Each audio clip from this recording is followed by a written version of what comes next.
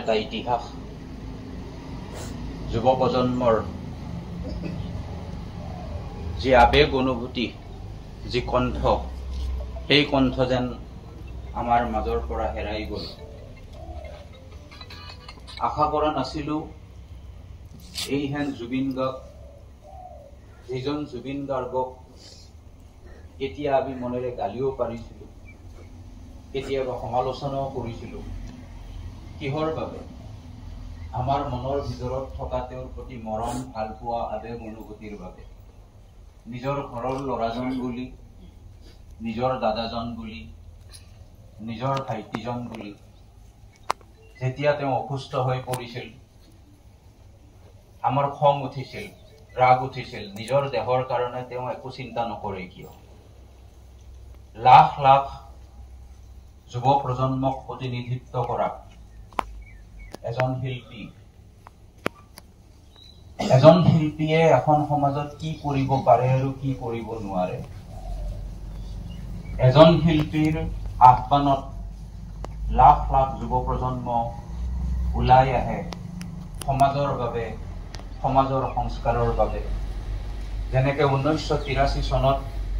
ভূপেন হাজৰিকাৰ আহ্বানত সমগ্ৰ অসমীয়া জাতিসত্তা জাগ্ৰত হৈছিল আজিৰ প্ৰজন্মৰ ক্ষেত্ৰত জুবিন গাৰ্গৰ এটা মাত্ৰ শব্দ এটা মাত্ৰ আহ্বানে লাখ লাখ জনসাধাৰণক উদ্বুদ্ধ কৰিছিল লাখ লাখ জনসাধাৰণক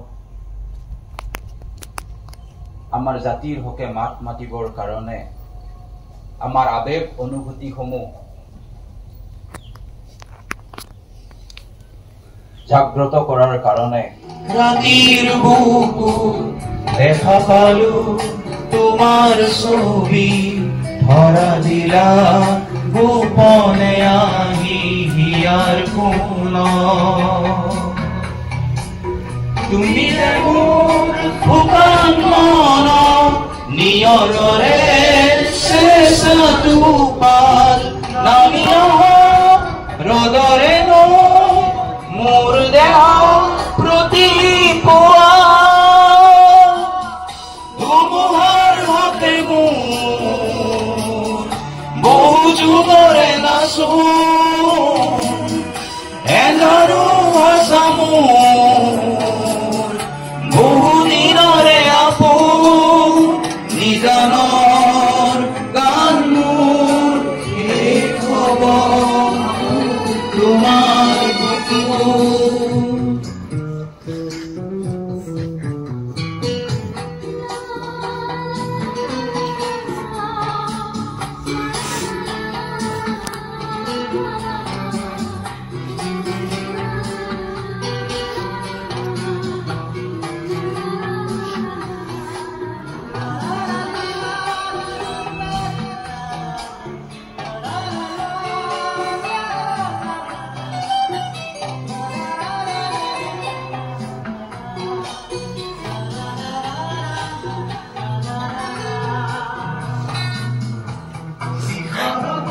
প্রভাতী ফুলে কব তোমাকে মোর কথা তুমি মেঘালী নীলাচলে কব তোমাকে মোর ব্যথা তোমার হাতে মোর বহু যুগরে নাচো এন্ধারু হাসা মোর বহু দিনরে নিজানৰ গান মোৰ শেষ হব ভাবো তোমাৰ তোমাৰ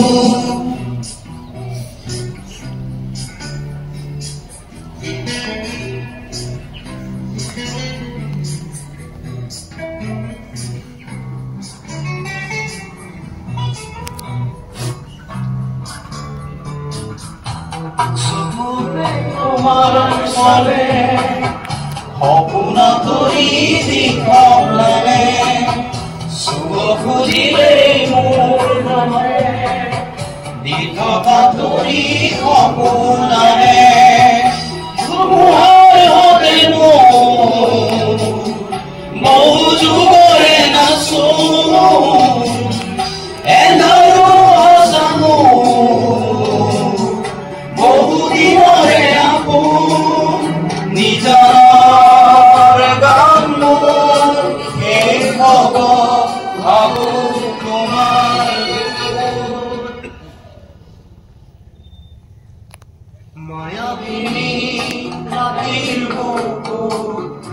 দেখা পালো তোমাৰ ছবি ধৰা জিলা গোপনে আহি দিয়াৰ সোণৰ তুমি যে মোৰ শুকান মনত নিয়ৰৰে চেষ্টাটো পাল ৰ'দৰে গ'ল মোৰ দেহৰ প্ৰতিপুৱা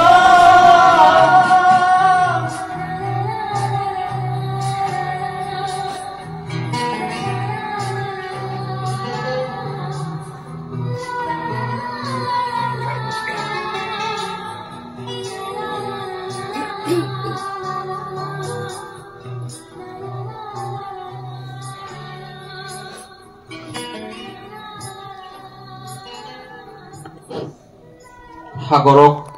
ভাল পোৱা মানুহজন সাগৰত বিলীন হৈ গ'ল।